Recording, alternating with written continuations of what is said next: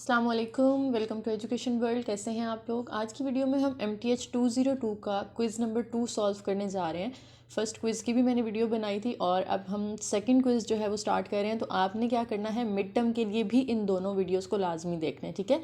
इंशाल्लाह मैं इस वीडियो में भी कोशिश करूँगी कि काफ़ी डिटेल से आपको सारे MCQ समझाऊँ, तो ये आपके मिड टर्म में भी हेल्प करेंगे। अक्सर ऐसा होता है कि क्विज़ेज़ में से जो MCQs हैं वो रिपीट हो सकते हैं पेपर के अंदर, ठीक है। तो आप लोगों ने इनको ज़रा अच्छे से देख लेना है और वीडियो एंड तक देखनी है ताकि आपके जितने कॉन्सेप्ट इसके अंदर आएंगे इंशाल्लाह वो क्लियर हो जाएंगे, ठीक है जी। तो वीडियो स्टार्ट करते हैं। सबसे पहला क्वेश्चन है हमारे पास, F of X is equal to X plus two, then F inverse X will be equal to.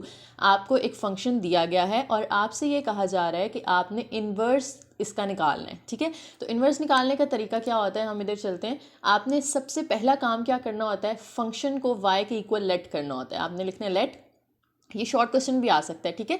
तो इसको शॉर्ट क्वेश्चन के हवाले से भी समझ लें ताकि आप लोगों का ये इन्वर्स वाला टॉपिक क्लियर हो जाए। पेपर में अगर कोई आए इस तरह का क्वेश्चन तो आप MCQ की फॉर्म में हो या क्वेश्चन की फॉर्म में हो, आप उसको अटैम्प्ट कर सकते हैं अगर ये वाला आप ध्यान से समझ लेते हैं। तो y is equal to f of x, सबसे पहला काम आपने ये लिखना है, ठीक है। यहाँ पे आप लिखेंगे let y is equal to f of x. अब यहाँ से अगर हम ये जो x है इसको इधर ही रहने देते हैं और f को दूसरी साइड पे y के साथ शिफ्ट कर दें, तो f को जब हम उधर लेके जाएंगे ना तो बन जाता है f इनवर्स y, ठीक है। ये वैल्यू आप जो है इसको अपने पास लिख लें, ये आगे काम आएगी। अब ये जो हमने लेट किया था y is equal to f of x, इसमें आपने y को वैसे ही रहने देना है और एफ ऑफ एक्स की जगह उसकी वैल्यू पुट कर देनी है जो कि हमें क्वेश्चन के अंदर दी गई है। एफ ऑफ एक्स की वैल्यू हमें दी गई है x प्लस टू, तो हमने क्या किया, यहाँ पे इस एफ ऑफ एक्स की जगह x प्लस टू लिख दिया। ये वाला y जो था वो एज इट इज़। अब यहाँ पे 2 प्लस हो रहा है, ठीक है। हम अगर दूसरी साइड पे ले जाते हैं तो क्या हो जाता है, माइनस 2 माइनस हो गया। अब यहाँ पे आपने x की वैल्यू निकाल ली। जब x की वैल्यू निकाल लेंगे तो फिर आपने इस x की जगह ये पुट कर देना है जो आपने यहाँ पे x की वैल्यू निकाली थी। क्या निकाली थी हमने, f इनवर्स y, तो आपने इस x की जगह f इनवर्स y लिख दिया।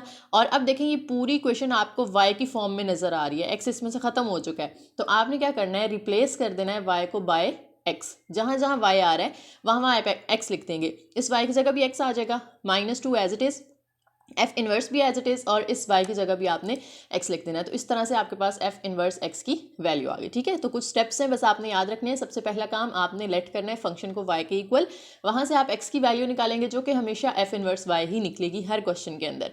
यहाँ से बस थोड़ा सा आपने ख्याल रखना है कि y as it is, f of x की जगह उसकी वैल्यू। फिर आपका अगला काम ये होता है कि आपने वहाँ से x को अलग करना है, ठीक है।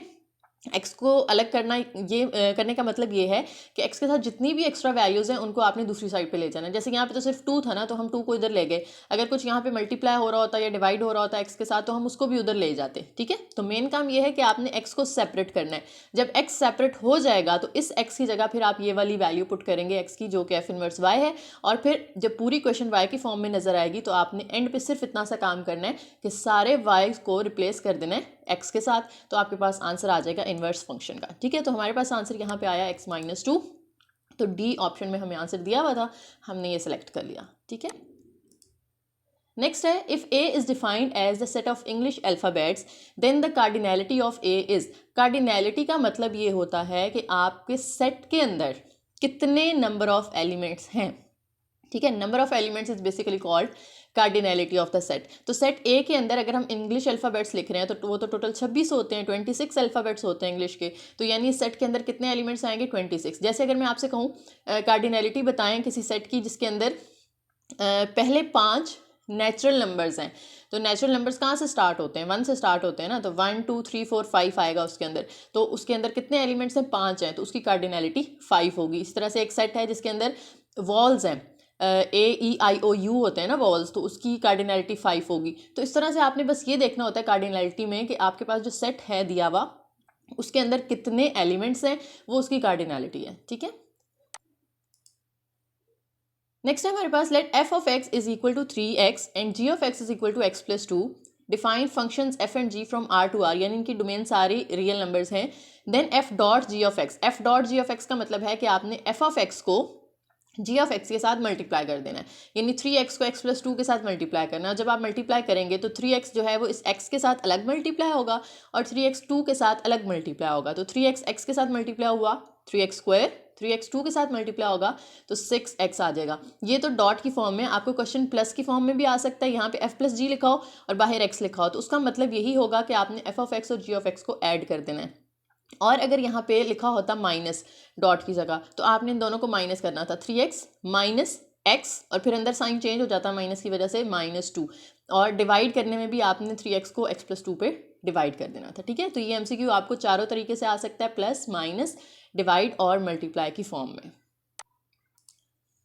नेक्स्ट है इनवर्स ऑफ अ फंक्शन में नॉट बी अ फंक्शन। ये स्टेटमेंट ट्रू है। अगर एक फंक्शन है हमारे पास, अगर हम उसका इन्वर्स फाइंड करते हैं तो ज़रूरी नहीं है कि उसका जो इन्वर्स आए वो भी एक फंक्शन हो। ठीक है, फंक्शन बेसिकली क्या होता है इसकी भी मैं आपको थोड़ी सी बता देती हूँ डेफिनेशन।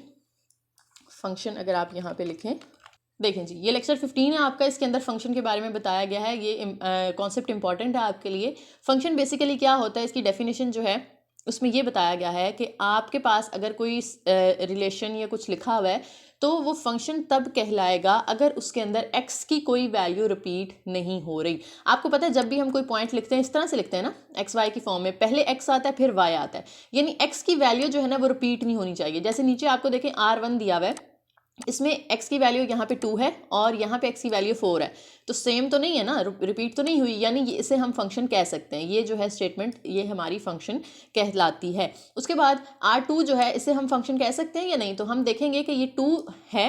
ठीक है, उसके बाद आगे कहीं भी x की वैल्यू 2 नहीं है, ये 2 है लेकिन ये y की है, ये x की नहीं है, हमने सिर्फ x की वैल्यूज देखनी है। उसके बाद ये x की वैल्यू 4 है और उसके बाद ये भी x की वैल्यू 4 है, तो रिपीट हो गई ना x की वैल्यू, इसका मतलब है R2 जो है वो फंक्शन नहीं होगा। इसी तरह से R3 फंक्शन होगा क्योंकि इसके अंदर 2 है, 4 है और 5 है, तो x की वैल्यू कोई भी रिपीट नहीं हुई, इसलिए जो है R3 हम कहते हैं कि इट डिफाइंस अ फंक्शन। ठीक है, तो फंक्शन बेसिकली यही होता है कि जिसमें x की वैल्यू रिपीट नहीं होती। और जब हम उसका इन्वर्स फाइंड करते हैं तो ज़रूरी नहीं है कि उसके अंदर भी सेम वो कंडीशन सेटिस्फाई कर रहा हो, वो कभी फंक्शन हो सकता है उसका इन्वर्स, कभी नहीं हो सकता, उसको हमें चेक करना पड़ेगा पहले। A function whose inverse exist is called a, ये डेफिनेशन है सिंपल सी, कोई भी ऐसा फंक्शन जिसका इन्वर्स एग्जिस्ट करता हो उसे हम कहते हैं इन्वर्टिबल फंक्शन। ये भी आपके हैंडआउट्स में दी गई है इन्वर्टिबल फंक्शन की डेफिनेशन, आप कंफर्म कर सकते हैं। नेक्स्ट है the total number of terms in an arithmetic series. Arithmetic series के अंदर टोटल नंबर ऑफ टर्म्स कितनी है, तो इसके लिए हम फॉर्मूला याद होना चाहिए। ठीक है, ये मैं आपको पेंट पे लेके चलती हूँ और वहाँ पे समझाती हूँ। तो जी हमारे पास जो अरिथमेटिक सीरीज या अरिथमेटिक सीक्वेंस का फॉर्मूला होता है ना, वो ये होता है an is equal to a1 plus n-1 into d. अगर हमने nth टर्म फाइंड करनी है तो ये फॉर्मूला होता है। ठीक है, अब an क्या है, लास्ट टर्म होगी हमारे पास जो कि यहाँ पे हमें दी गई है 50। ठीक है, तो हमने an की जगह यहाँ पे 50 लिख देना है, ये हम यहाँ पे लिख देते हैं 50 इज इक्वल टू, अब इस साइड पे देखें तो हमें a1 दिया गया है। a1 जो है उसकी वैल्यू होती है कि पहला हमारे पास जो यहाँ पे नंबर आ रहा है a1, ये a2 है, ये a3 है और फिर a4 है, तो a1 हमें यहाँ पे देखें दिया गया 0, तो हमने a1 की जगह सिर्फ यहाँ पे क्या लिख देना है, 0 लिख देना है। ठीक है, प्लस n तो हमने फाइंड करना है ना, n का मतलब है कि हमने नंबर ऑफ टर्म्स फाइंड करनी है, तो नंबर ऑफ टर्म्स n उसको हम वैसे ही रहने देंगे। उसके बाद आता है d कहते हैं कॉमन डिफरेंस को, तो दोनों के अंदर कोई भी दो कंसेक्यूटिव टर्म्स ले लें और सेकंड में से फर्स्ट वाली माइनस करनी है आपने। अगर 0 और 5 लेते हैं ना तो 5 माइनस 0 करना है आपने, तो आंसर 5 आएगा। इन दो को भी लेके देख सकते हैं हम, 10 माइनस 5 करें तो भी आंसर 5 आता है, 15 माइनस 10 करें तो भी आंसर 5 आता है, यानी जो कॉमन डिफरेंस है वो हमारे पास कितना आ रहा है, 5 आ रहा है, तो आपने यहाँ पे लिख देना है 5। उसके बाद आपने क्या करना है, 0 जब इसके अंदर ऐड होगा तो 0 तो खत्म हो जाएगा, तो हमारे पास जो टर्म बचेगी वो ये होगी। ठीक है जी, ये हमारे पास टर्म आ गई। अब देखें यहाँ पे 5 मल्टीप्लाई हो रहा है, तो 5 ने उधर जाके हो जाना है डिवाइड। 5 जब उधर 50 के साथ जाके डिवाइड होगा, 50/5 करेंगे तो हमारा आंसर 10 आ जाएगा, तो 10 इज इक्वल टू n-1 बचा हमारे पास। अब ये जो n के साथ -1 है, इसको अगर हम उधर शिफ्ट करते हैं तो ये वहाँ जाके 10 के साथ ऐड हो जाएगा और 10 + 1 हमारे पास आ जाएगा 11, यानी n की वैल्यू हमने क्या निकाल ली, 11। नंबर ऑफ टर्म्स हमने देख लिया कि कितनी है, 11 है, तो इसलिए हमने डी ऑप्शन सेलेक्ट किया। नेक्स्ट है graph of a function f is onto if and only if every horizontal line intersect the graph at least 1 point.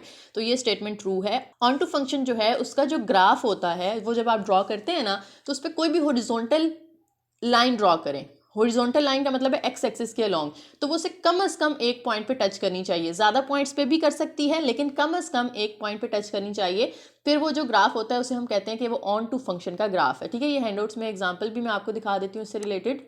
ये देखें यहाँ पे आपको स्टेटमेंट नजर आ रही है, graph of a function f is onto if and only if every horizontal line intersects the graph at least one point. ये नीचे देखें ये ग्राफ बना हुआ है ना, आपको ये जो कर्व नजर आ रही है, अब इसमें से उन्होंने 3 हॉरिजॉन्टल लाइन ड्रॉ करके देख ली हैं और तीनों उसको एक एक पॉइंट पे टच कर रही हैं, तो यानी ये फंक्शन ऑन टू ये जो ग्राफ है ये ऑन टू फंक्शन का ग्राफ है।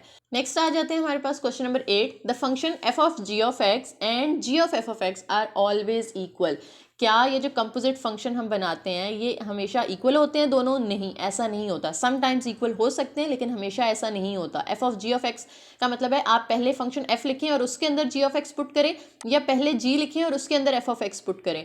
ज़रूरी नहीं है कि दोनों सूरतों में आंसर सेम हो, तो ये फॉल्स स्टेटमेंट है, ठीक है, ऑलवेज इक्वल नहीं होता।